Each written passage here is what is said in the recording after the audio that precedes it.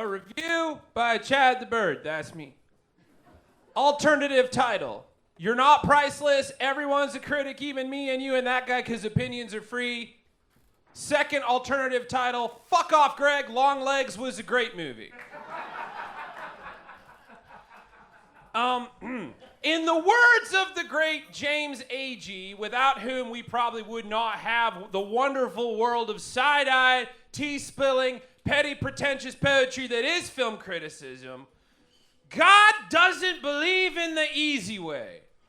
So back in the day, you humans had motion pictures, not really movies, because movies have stories, production, Glenn Powell. But back then, there was a series of moving pictures moving quickly to give you the illusion of motion, creating an alternate reality for your brain to figure out, because I guess the thrill of existence, evolution, and survival was a little too plebeian for you. Must be nice.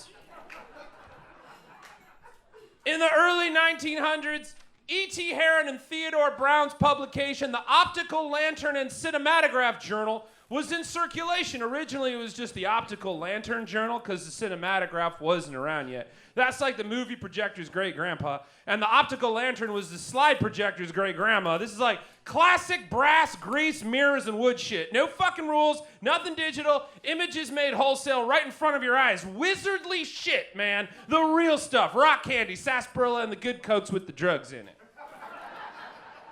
A periodical for the magic lantern enthusiast, which sounds like some Harry Potter shit, because it kind of was. What, you're telling me you shine some light through this box and you're going to get a photograph on the wall? Fuck off, witch, no way. But way it was. And thus began the first real movie mag with hot goss, because once you get a thing with enough miles behind it and people to do it, you're going to get critics. Most of the reviews in the Optical Lantern and Cinematograph Journal, OLC for life, yo, were these little snippies of opinions because the motion pictures were short and kind of about one thing and unintentionally hilarious. For example, the film entitled, this is a direct quote, the film entitled Lady Plumpton's Motor Car is irresistibly comical and very well worked out, whilst only 200 feet long is in its favor, end quote. And then sometimes they got really intense and kind of awesome, like this review of a panoramic of Barcelona at twilight, quote, this film is a regular poem, the twilight effect being most apparent, owing to the film being stained, while the stereoscopic events are so great that it seems to be staring right through the sheet on which the picture is shown and looking through a plate glass window instead. A most marvelous film, which is a shit ton of praise for something that's basically security footage. But that's what they did back in 1905. And when you get enough human beings do it, someone's gonna have opinions to critique it. You humans can't even grill together without Greg telling you when to turn the dogs. You can't just let things cook. Let the moment exist as a thing that's happening. The pressure's too great, Greg's got a Greg. But it's the verbosity, the poetry, the nuance that makes something a review, and not just Greg telling you how to grill, even though you've been to Greg's place and he can't grill for shit. And in case you were curious, Lady Plumpton's Motor Car is on IMDb, and its logline is, and I quote, a fat woman's car stalls in a water splash and blows up the chauffeur. A water splash, by the way, is a river over a road. See, words are like toppings on cupcakes when you treat them right. Also, that movie sounds dope, but that whole logline isn't just rude, it's a spoiler. Can't let things just exist, can you, Greg? Critics get more popular by 1913. The Critics Circle was founded in London. Motion pictures become movies, and now it's the 30s, and it's not just a hobby anymore, it's an industry. Eventually, this industry gets big enough that they can bully journalists into giving good reviews. E. Arnott Robertson, who reviewed Bette Davis in Dangerous back in 1935, of which she said of Bette Davis, quote, I think Bette Davis would probably have been burned as a witch if she lived 200 or 300 years ago. She gives the curious feeling of being charged with power which can find no ordinary outlet. Was fired from the BBC in 1946 for writing negative reviews of MGM movies. Around then, the industry gets respect and is viewed the way humans view paintings and sculptures. And now, movies have become films. The industry has become art. Now, film reviewers like the great James Agee, of whom I quoted earlier, are writing essays critiquing the films using sentences like of whom I quoted earlier. 1945, James Agee wrote about The Affairs of Susan starring Joan Fontaine. Quote, I would like to make The Affairs of Susan sound half as bad as it is, but I know when I'm licked. And his famous one-sentence review of John Wayne's Tycoon back in 1947, several tons of dynamite are set off in this movie, none of it under the right people. Because of this,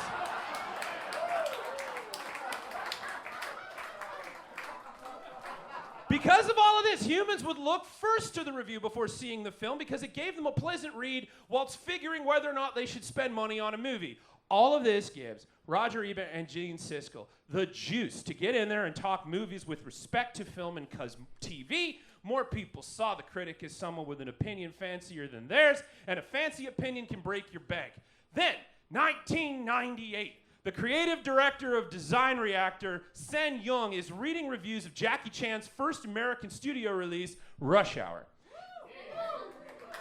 and starts looking for reviews of other Jackie Chan movies like Rumble in the Bronx, and it's getting on his nerves because there's not just one place to find them. So he goes to his other coding buddies, Patrick Lee and Stephen Huang, and comes up with a film review storage website named after the Jean-Claude Lezone's Leolo, which is about a woman who thinks a tomato got her pregnant, called Rotten Tomatoes. Grip it and hold on, Greg, I'm getting to my point. Rotten Tomatoes becomes the go-to site for aggregate review scores. Basically, all the reviews in one place, creating an easy-to-understand rating system so you don't have to fucking read, because reading is for squares. Just give me the score.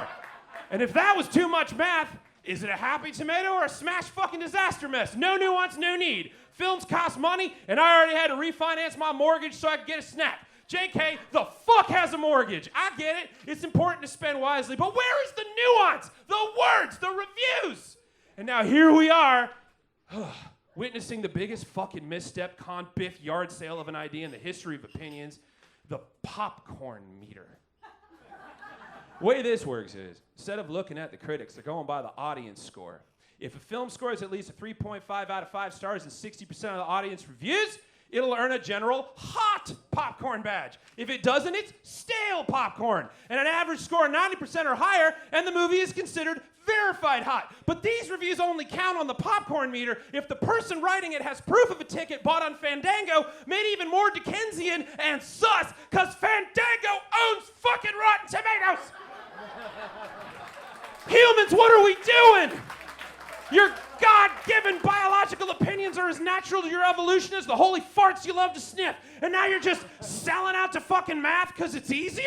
What would James Agee say if he crawled out of his grave of 59 years not being here to keep it straight? I already fucking told you. God doesn't believe in the easy way. Is there nothing sacred? Is nothing allowed to exist? The time-honored goodness of a bitchy critic is part of the art, and you snatch that away, giving it to the fucking general public for their general opinion? Have you met people? Have you ever been on a plane? There's no need to vote here. There's no general consensus. The critics get to have an opinion because they earned it after 120 years of making their opinion worth something. And now you've gone and taken the entire comment section and given it to the robots to decide if a movie is worth viewing. Don't even get me started on this old megalopolis shit. This fucking studio has the goddamn rusty nutsack to use ChatGPT to generate fake bad reviews of Francis Ford Coppola movies to sell a new Francis Ford Coppola movie? Google it and be incensed. The fuck kind of unholy bullshit is that? Well, I'll tell you, it's more godless and dangerous than the deeds done by Dale Ferdinand Cobble, otherwise known as Longlegs, portrayed iconically by Nicolas Cage in Osgood Perkins' fantastically wicked film Longlegs, which currently has a 90% fresh on Rotten fucking Tomatoes, as opposed to the 60% popcorn meter, which is why you're a fucking idiot, Greg. Longlegs has done what most modern horror movies fail to do, and that is acknowledge that horror movies' expectations exist in the world without saying it out loud. It's not a rip-off of Silence of the Lambs. It uses the tropes and expectations from Silence of the Lambs to sedate the viewer into thinking they already know where this is going, all the while pulling off a truly diabolical and sinister plot behind the film's back like a magic trick that, once it's finished, permeates the the atmosphere of the room you're watching the film in, like a witch's fucking curse. And now you're walking away with it, which is what all the great horror films do, like Hereditary, like The Shining, like The Exorcist. It's also not boring. It's pretentious. Of course it's pretentious. It's Osgood Perkins. All of his movies are getting like locked in a library, which, newsflash, is fucking scary. Also, it's a goddamn delight to see Alicia Witt in a horror movie again, and she fucking kills it, as does everyone else, including Nicolas Cage at his most Nicolas Cage. It's so much fucking Cage, so intense, you're gonna need water to get it down, which you should, because he's the goddamn villain. You're not supposed to like it. It's supposed to freak you out. All of this set to glam rock and T-Rex? If that's too dry for you, then go jerk off to Terrifier again. Longlegs is a lo-fi, almost vinyl-like creep-out that deserves to be savored. It's not the scariest movie of the year. That's not a thing, and it shouldn't be. Stop saying that. It means nothing because it doesn't exist. The only reason people say that is to get views, and that does not a side-IT spelling, petty, pretentious, poetic film critique make 5 stars, Greg! 5 fucking stars!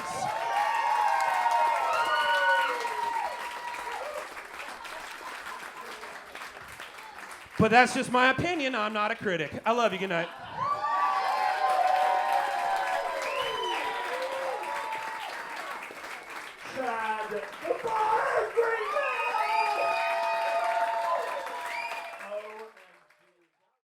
Nailed it.